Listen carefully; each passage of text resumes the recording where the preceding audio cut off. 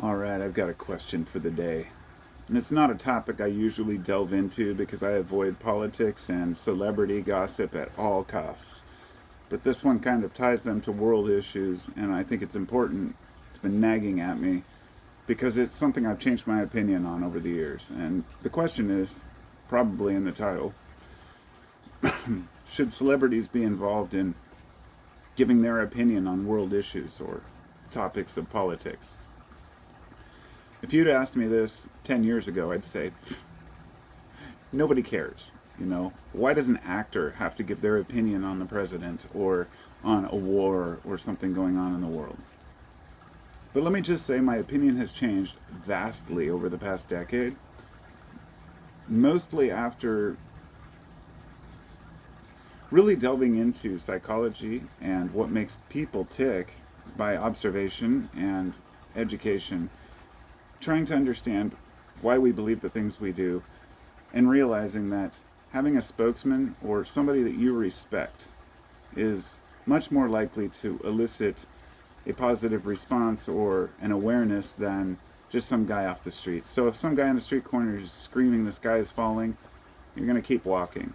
If your favorite actor, your favorite musician is speaking out about something, this is going to elicit an emotional response from you. You're either going to be in support of it, or what a lot of people do is say, oh, screw them. They've lost my respect. Why is this artist saying something bad about the guy that I like, right? This is important. I think this is good. To know that people we respect disapprove of other things or people we respect, right? So if we go along with believing that, a war is justified, I wouldn't even call it a war, but rather a slaughter, and celebrities start to get involved and speak up.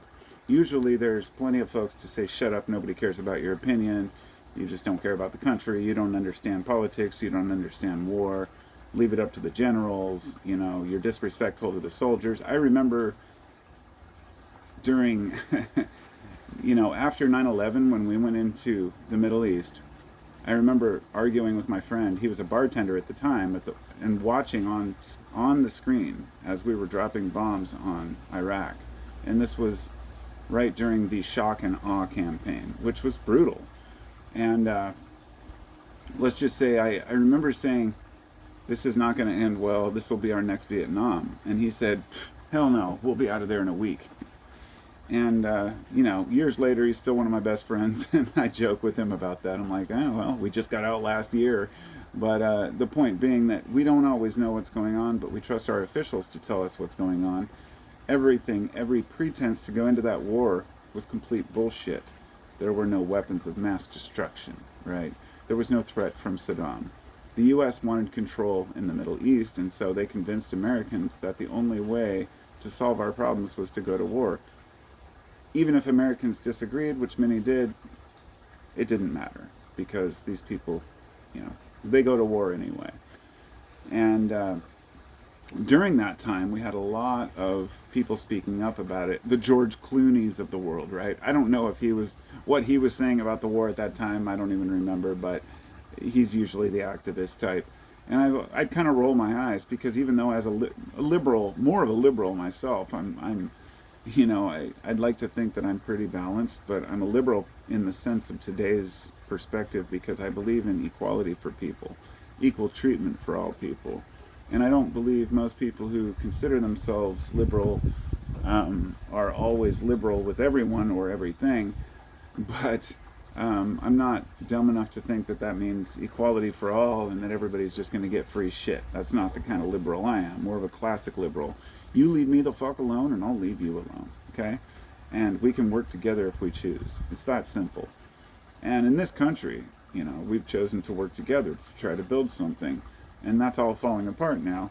And my country, for example, is supporting the genocide of a people. Now, I know people don't like that word, so let's refer to it as ethnic cleansing. And Israel makes no secret of it. But the main central theme of this video is celebrities getting involved in shit.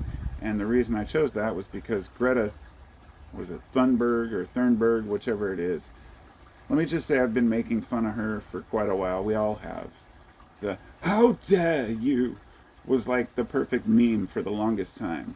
Because here's this little girl who the media is using as like, oh, this girl cares about the climate and the environment, and you all should care too. And it's like, well, yeah, we're all well aware of this. We all live here in this world. We all are well aware of what's going on. She's not going to, in other words, go protest the people who are causing the problems. We're the average consumers, But she would go and do her thing with the climate, and I thought, this is great. Then I started seeing people throwing soup on paintings, sitting in the middle of the highway, this kind of stop oil protest group over in Europe that just really made everybody embarrassed to even be an activist, right? Because a lot of us, of course, I'd say all of us care about the environment. It's just that not all of us know what's really going on out there or how bad it is. So anyhow, let's fast forward however long it's been now.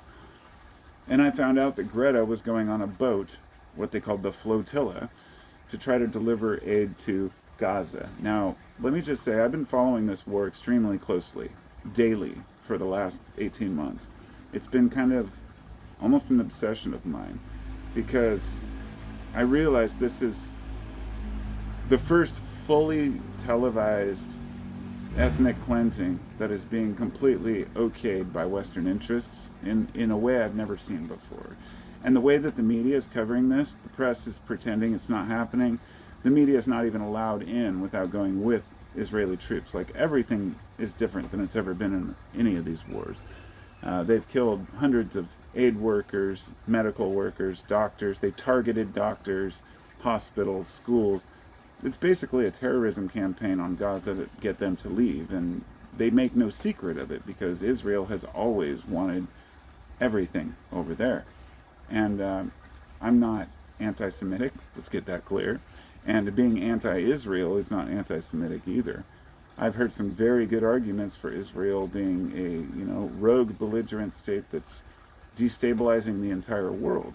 However, in the West, many Westerners, and especially the hardcore, Christians in this country, a lot of folks won't tell you what they really want. In Judaism, the idea is that they'll be given their land back. Israel should not exist by their own belief system, but Zionism is different than Judaism. So I like Jews. I think they're cool people. But as for Zionists, it's a completely different story. They believe that the temple needs to be destroyed. Al-Aqsa Mosque is on the Temple Mount, and they're going to build their own, and then God's going to return for whatever great favors he wants to grant to his people. And I think that this is so primitive and outdated, not because people believe in a higher power or a God, but because a lot of Jews don't even believe in God, or a lot of Zionists rather. It's more of a power play. To them, it's about control.